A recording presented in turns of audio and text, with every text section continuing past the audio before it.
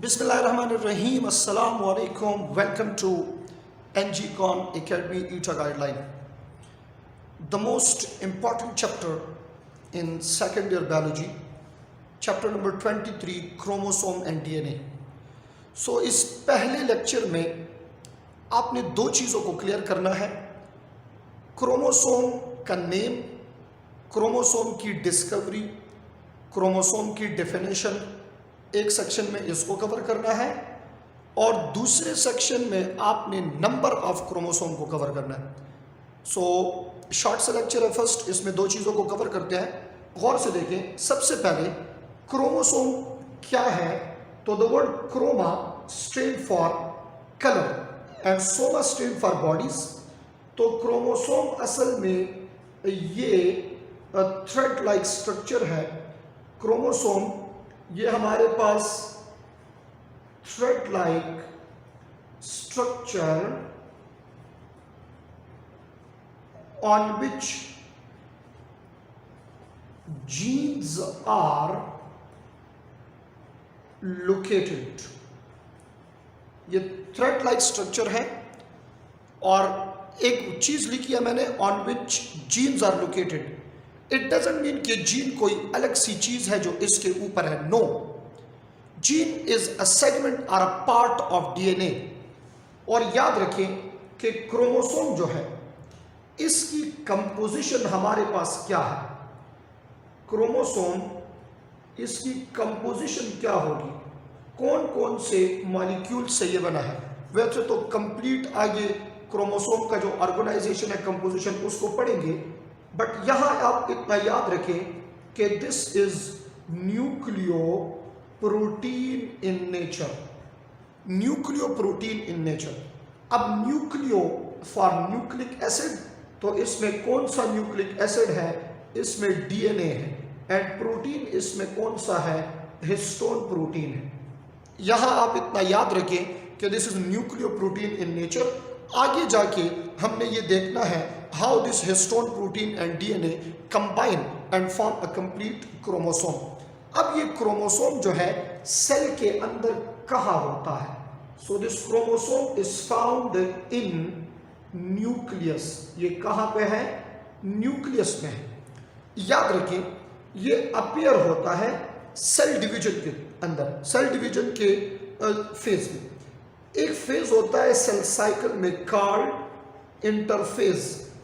तो याद रखिए इस बात को, दिस इज वेरी इंपॉर्टेंट, कि इंटरफेज में ये क्रोमोसोम अनकंडेंस होगा, अनकंडेंस होगा और ये शो होगा, नजर आने लगेगा।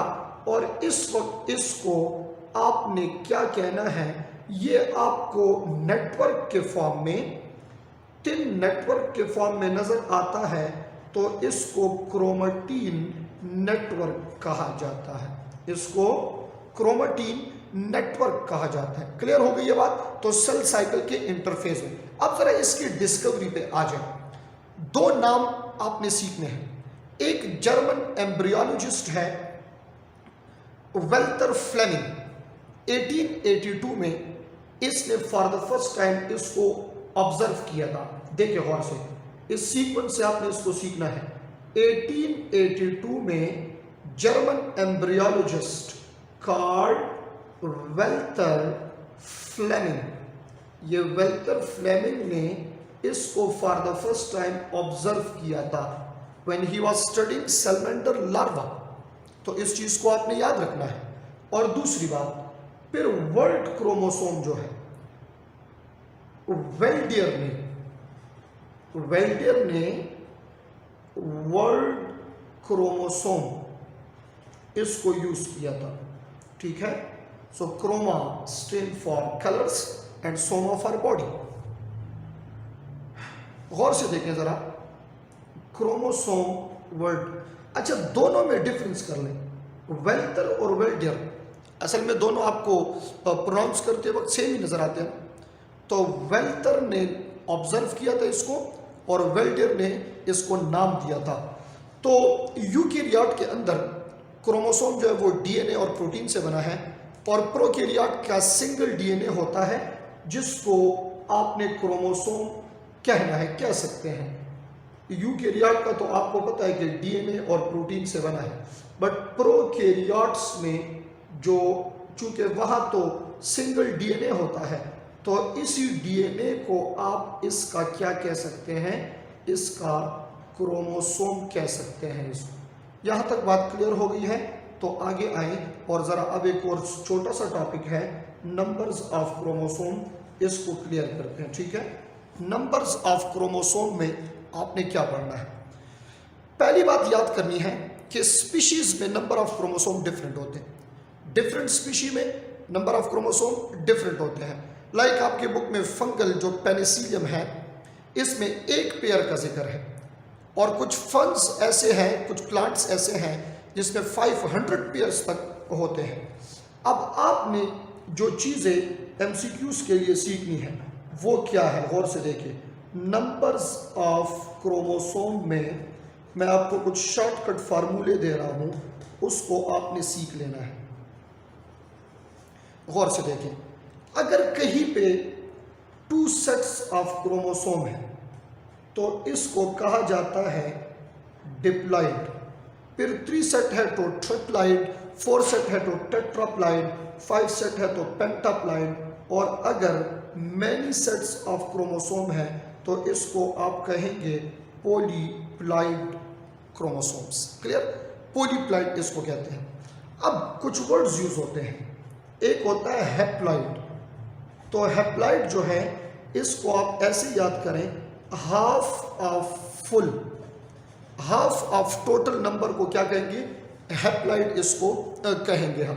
दूसरी बात, मोनोप्लॉइड आपने किसको कहना है, monoploid, mono stand for one, तो 1 set of chromosome, 1 set of chromosome, this is called monoploid. अब एक सेंटेंस आपके बुक में लिखा है इस पैराग्राफ के आखिर में कि हैप्लॉइड सेल जो है, हैप्लॉइड ये क्या हो सकता है, तो हैप्लॉइड सेल में भी मोनोप्लॉइड, हैप्लॉइड सेल में भी डिप्लॉइड, हैप्लॉइड सेल में भी ट्रिप्लॉइड, हैप्लॉइड सेल में भी tetraploid and so on. Depend करता है नंबर ऑफ क्रोमोसोम टोटल जो है। सपोज एक सेल ऑक्टाप्लॉइड है जिसमें 8 क्रोमोसोम है, तो उसका हैप्लॉइड क्या होगा, ये टेट्राप्लॉइड होगा, उसमें 4 क्रोमोसोम होंगे। तो देखिए अब कुछ फार्मूले आपको दे रहा हूं जो इंतहाई जरूरी है। Number of chromosomes divide by 2 is equal to haploid. Number of chromosome divide by 2 is equal to haploid.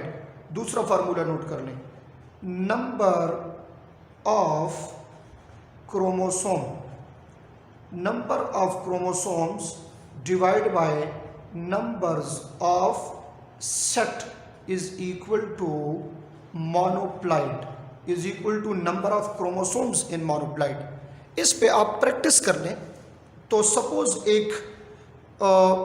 एक इंडिविजुअल है जिसमें हमारे पास 36 क्रोमोसोम है, 36 टोटल है। तो आपने इसका हैप्लॉइड मालूम करना है, तो 36 को डिवाइड बाय 2 करें, 18 इसका क्या होगा, हैप्लॉइड होगा। अगर आपको दिया गया है कि 36 टोटल है और ये इंडिविजुअल जो है इसके हर एक सेट में 6 क्रोमोसोम है, तो 6n होगा ना, तो 36 डिवाइड बाय 6, 36 डिवाइड बाय 6। अगर आपको पता है कि 36 है टोटल और आपको कहा गया है कि ये 6 सेट से बना है, तो 36 divide by 6 is equal to 6। तो इसका मोनोप्लॉइड नंबर क्या होगा, 6 होगा। जितनी आप इस पे प्रैक्टिस करेंगे ये आप सीखते जाएंगे और ये आसान होता जाएगा। तो प्रैक्टिस करना इस पे इंतहाई ज़रूरी है।